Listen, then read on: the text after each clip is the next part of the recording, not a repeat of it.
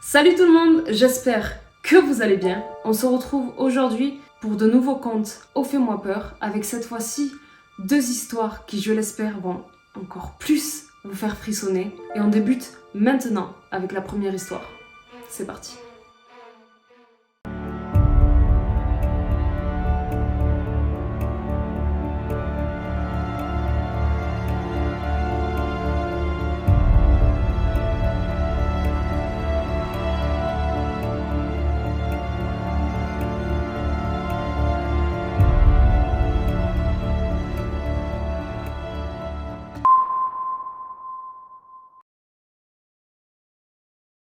C'est l'histoire de 2 amies qui décident d'aller en forêt. Mathilde et Lisa, elles ont toutes les deux 19 ans. Lisa vit à la campagne et elle a cette fameuse idée d'explorer les forêts qui se trouvent aux alentours de chez elle.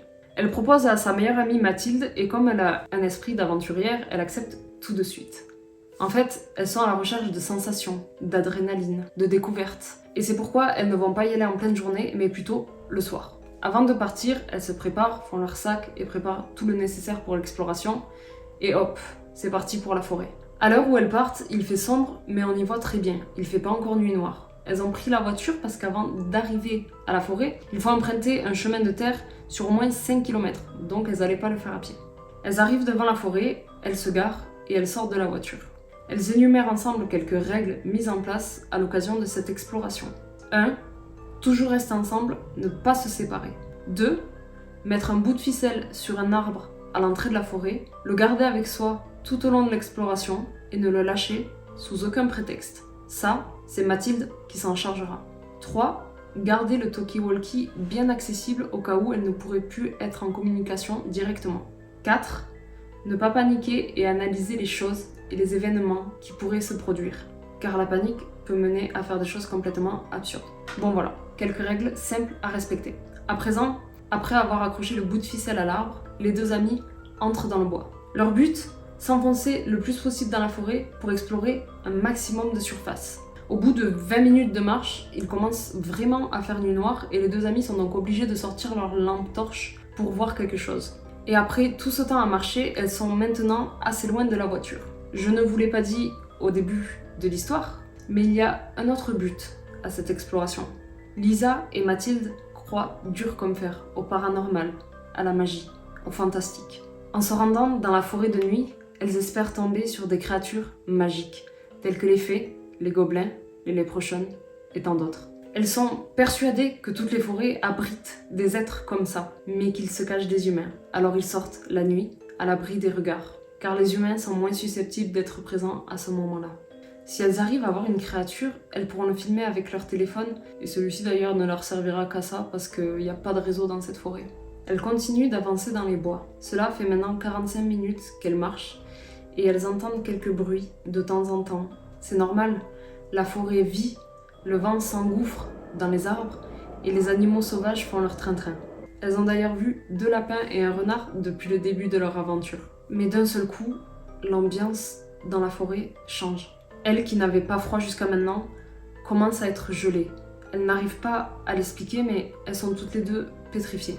Elles ont du mal à bouger ainsi qu'à parler. Elles essaient de regarder autour d'elles et derrière un arbre, elles aperçoivent une forme.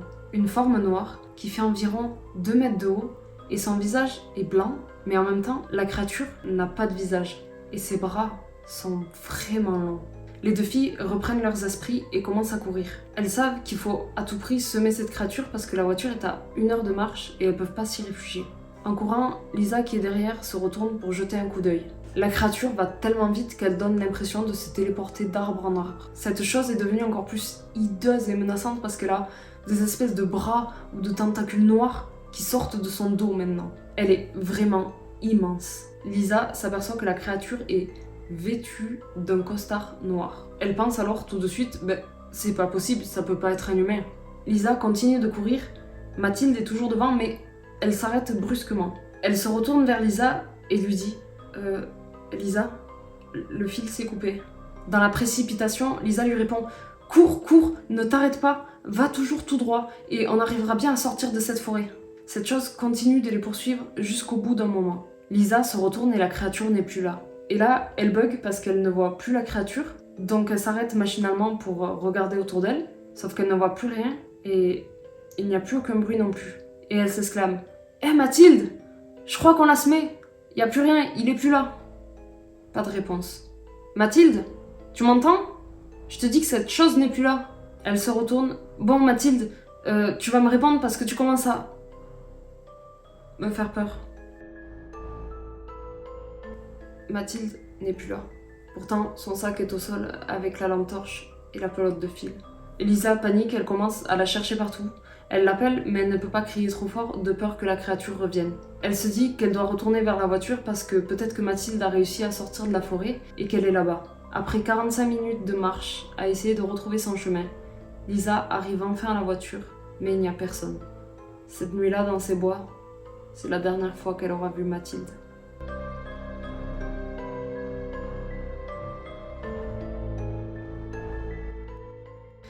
J'espère que vous avez aimé cette histoire. Attention à vous, dans les forêts. On passe tout de suite à la seconde et dernière histoire.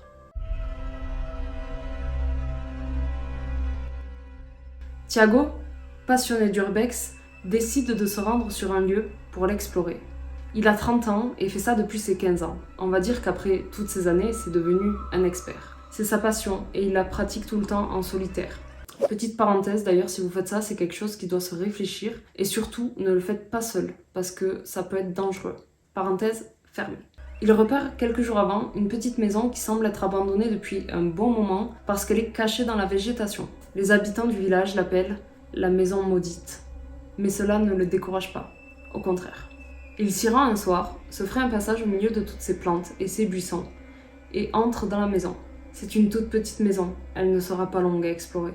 Tout est en désordre et le temps semble s'être figé dans cet endroit. Il y a même encore le petit déjeuner sur la table, enfin plutôt ce qu'il en reste parce que maintenant c'est bien moisi. Il fait le tour de toutes les pièces sans toucher à rien parce qu'en urbex on touche le moins de choses possible. Et puis en plus Thiago a horreur de ça, c'est un peu comme une phobie, il ne supporte pas toucher les objets en urbex parce qu'après il se sent sale et il a un sentiment de mal-être. C'est pourquoi d'ailleurs il porte toujours des gants en latex lors de ses explorations. Bon, il fait le tour de la maison, mais rien de très différent des autres urbex qu'il a pu faire, mais vu que c'est un passionné, il kiffe quand même, il se fait plaisir. Au fond du couloir, il aperçoit un escalier qui monte au comble. Il vérifie que ce ne soit pas dangereux d'y monter, mais ça a l'air ok. Donc il emprunte ses escaliers, arrive en haut, et là, il voit qu'une seule porte. Elle est devant lui. Il la pousse et entre dans ce qui est une chambre. Une chambre de petite fille. Comment il le sait ?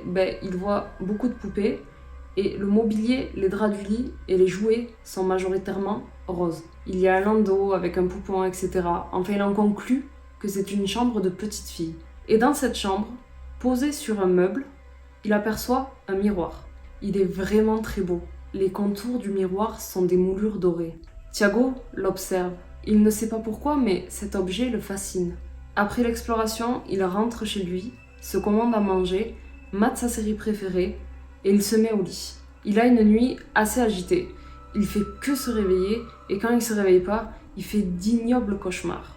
Et dans un coin de sa tête, il voit toujours ce miroir qui semble l'obséder mais pour aucune raison. Après quelque temps, le comportement de Thiago devient de plus en plus étrange. Il est aigri, n'a plus envie de rien, ni de bouger, ni de voir personne. Il se rend seulement au travail par obligation, mais il ne parle à personne et de suite après, il rentre chez lui. Ses collègues le trouvent bizarre et ses amis aussi parce qu'après le travail, il avait pour habitude de les rejoindre pour prendre un verre avec eux de temps en temps. Mais cela fait 2 semaines que Thiago ne donne signe de vie à personne, même pas à sa famille. Quand il est chez lui, il reste dans le noir et tous les volets sont fermés. Il se parle à lui-même, mais d'une façon très étrange, comme s'il avait une conversation avec quelqu'un d'autre. On dirait qu'il devient fou, il ferait presque peur.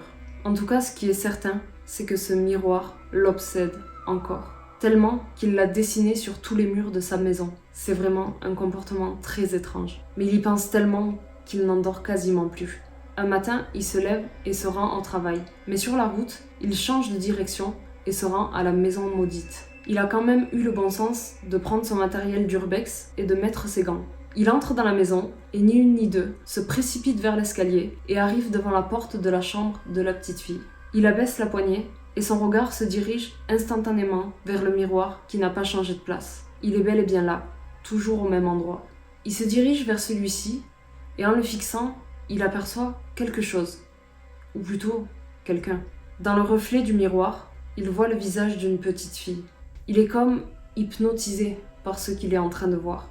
Et on dirait que son corps est contrôlé par quelqu'un d'autre. Il continue de regarder la petite fille et a une envie folle de prendre le miroir dans ses mains pour pouvoir regarder de plus près. Par contre, il ne sait pas pourquoi, mais il se sent obligé d'enlever ses gants pour le faire. Au fur et à mesure qu'il approche le miroir de son visage pour regarder de plus près, celui de la petite fille se met à changer. Il se dégrade. Dans un premier temps, on a l'impression qu'elle est en train de vieillir en accéléré, et puis après, la chair se met à pourrir et la peau tombe de son visage. C'est une vision d'horreur. Thiago panique, il ne veut plus du tout regarder, mais ses mains restent accrochées au miroir et il ne peut plus du tout le lâcher. Il hurle, essaie de briser le miroir, mais il est indestructible. Rien n'y fait. Puis d'un seul coup, le silence. Le miroir est de nouveau sur le meuble et la pièce est redevenue calme. À ce jour, les proches de Thiago pleurent encore sa disparition. On ne saura jamais ce qu'il s'est passé dans cette maison maudite. Et voilà, c'est la fin de cette deuxième histoire. J'espère que vous avez aimé. Si c'est le cas, n'hésitez pas à commenter la vidéo, la liker et la partager. Et surtout à vous abonner à ma chaîne YouTube, ça me fait extrêmement plaisir. Et vous pouvez aussi me suivre sur Instagram, je vous mets mon nom en bas de l'écran. Je vous dis à la prochaine pour de nouveaux contes d'O Fais-moi peur. Bye.